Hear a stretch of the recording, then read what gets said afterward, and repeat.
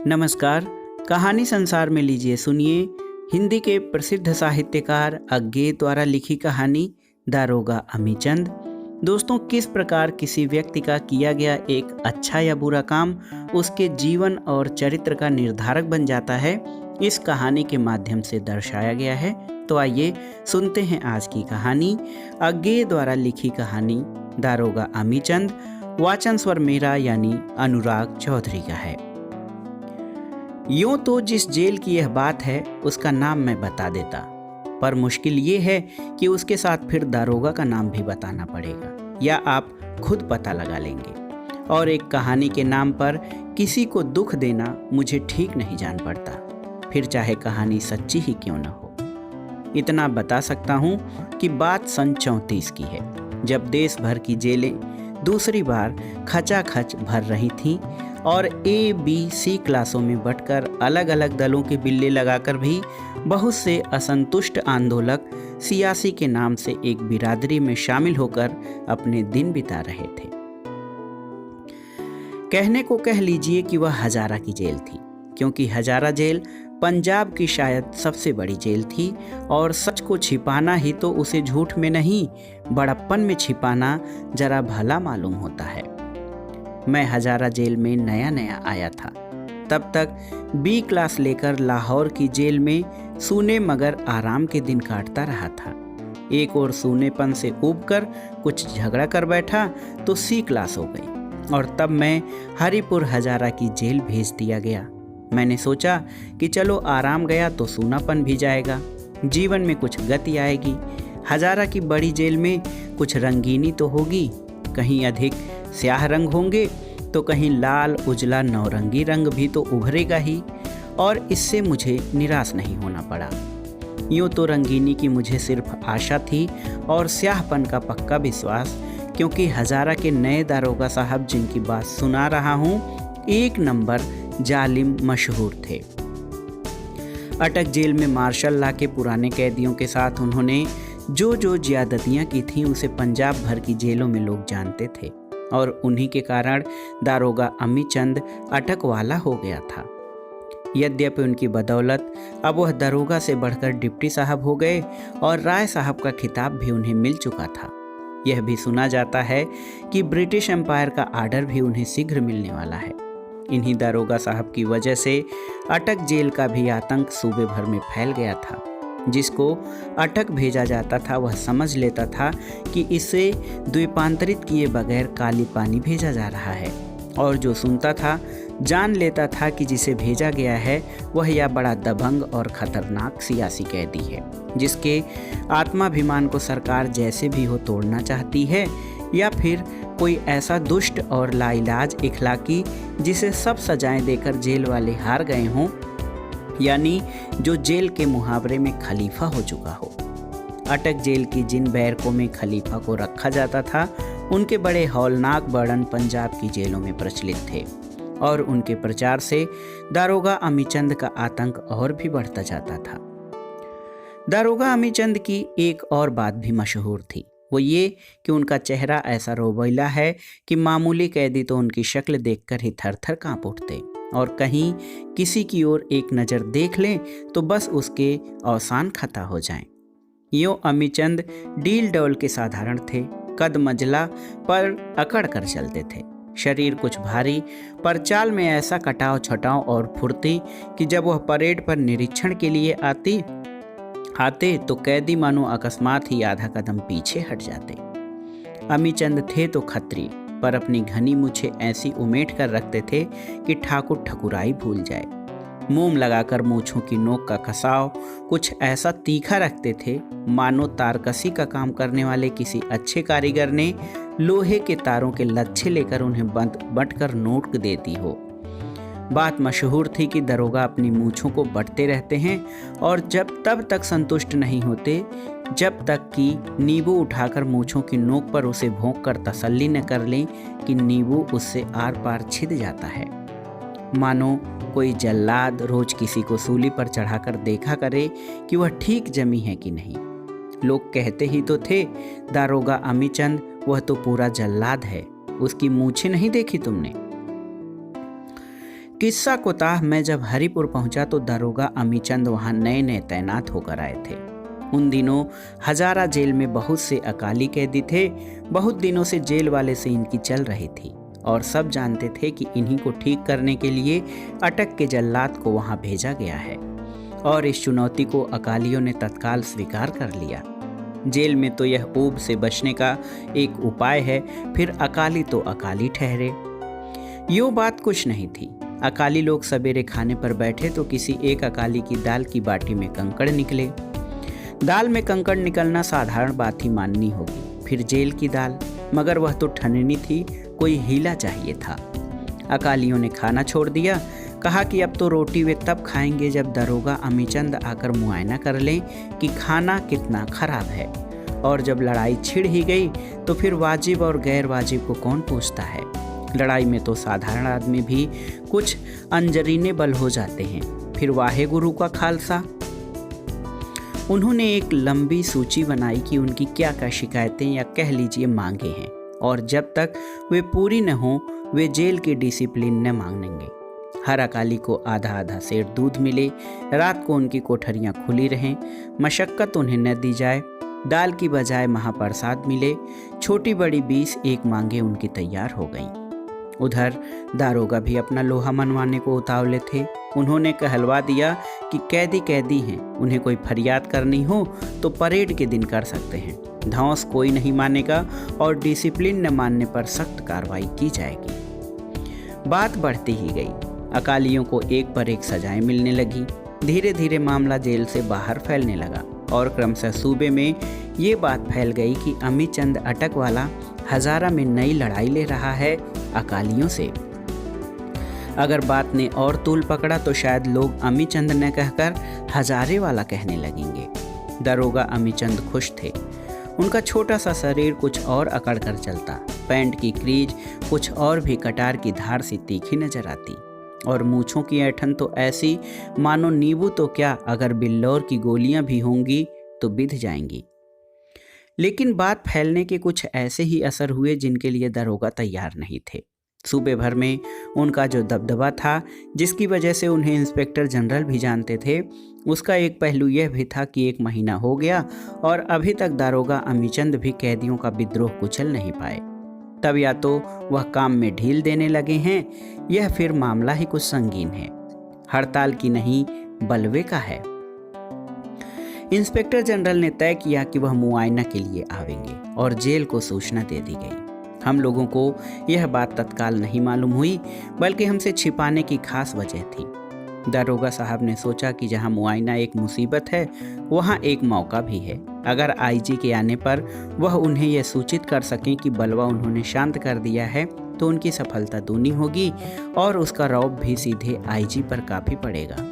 आमने सामने की बात और होती है और किसी जिले से आई हुई रिपोर्ट की बात और, मगर बलवा दबे तो न। जुल्म तो उन्होंने बहुत कर लिए, अकालियों पर कोई असर नहीं हुआ। मानो गैंडे की पीठ पर कोड़े पड़ रहे हों, 100 पड़े तो क्या और 1000 पड़े तो क्या। सहसा ऐलान हुआ कि सवेरे परेड होगी और डिप्टी साहब अकालियों के वार्ड में जाएंगे। अकाली कैदी तैयार हो गए कि शायद कोई नया अत्याचार होने वाला है। मगर परेड में जाकर डिप्टी साहब ने कहा, तुम लोग अभी झगड़ा करके थके नहीं, क्या फायदा है, और जेल तो जेल है, यहाँ तो कानून मान के रहना पड़ेगा, क्यों मुसीबत उठाते हो। उनकी नज़र कतार पर फिरती हुई एक जगह रुक गई। जिस पर रुकी उसने उत्तर दिया, मुसीबत तो ऐसे भी है वैसे भी, फिर क्यों न अकड़ कर रहा जाए। डिप्टी साहब की आंखें दबे गुस्से से छोटी हो आईं, मगर उन्होंने सम स्वर में कहा, अच्छा चलो, तुम लोगों ने बहुत दिखा लिया कि तुम अकाली हो और मैं भी अटक वाला दरोगा अमीचंद हूँ। अब काम की बात करो, तुम लोग क्या चाहते हो। 2-3 कैदियों ने कहा, हमारी मांगे आपको मालूम है, उन्हें पूरा कर दो बस।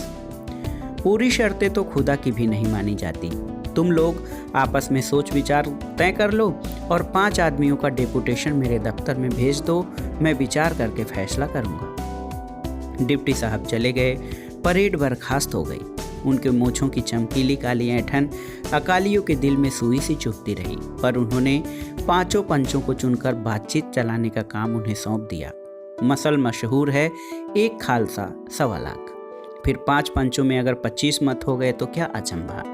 बड़ी देर चकचक चली। कुछ की राय थी कि दरोगा सीधे रास्ते पर आ रहा है, यानी मांगों में और नई मांग जोड़कर जाना चाहिए।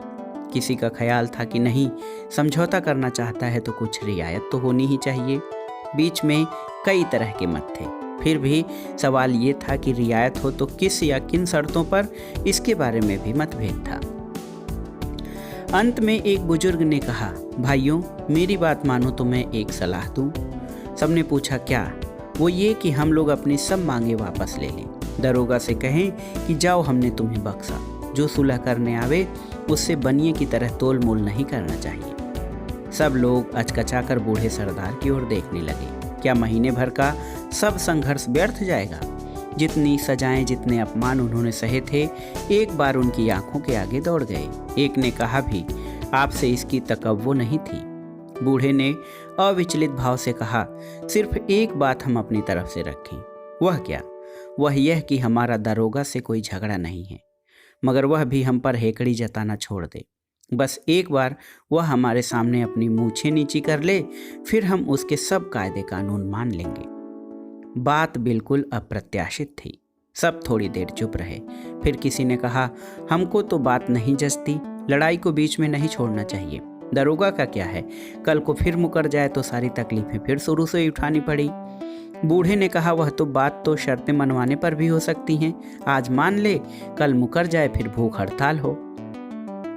मगर लड़ाई बीच में छोड़ना तो खालसे का काम नहीं, पर शरण आए दुश्मन को दबाना भी तो ठीक नहीं। मैं तो कहता हूं कि एक बार आजमा कर तो देखो।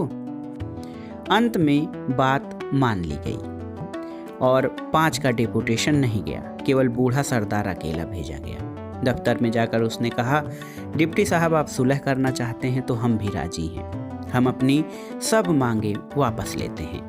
डिप्टी साहब ने कुछ अचंभे में मगर अपनी खुशी को भी छिपाते हुए कहा, क्या? वैसे चाहिए यही।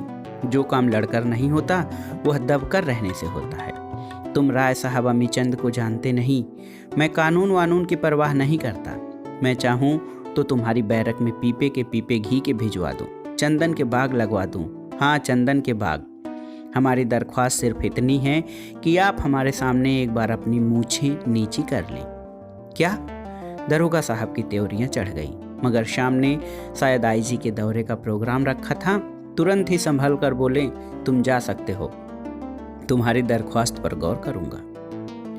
दूसरे दिन सवेरे सवेरे जब पौ फटने के बाद जमादार ताले खड़का कर देखकर सब अच्छा चिल्लाकर अभी गए ही थे, बैरकों की कोठरियों के दरवाजे अभी खुले नहीं थे, दारोगा अमीचंद सहसा अकालियों की बैरक के फाटक पर पहुंचे।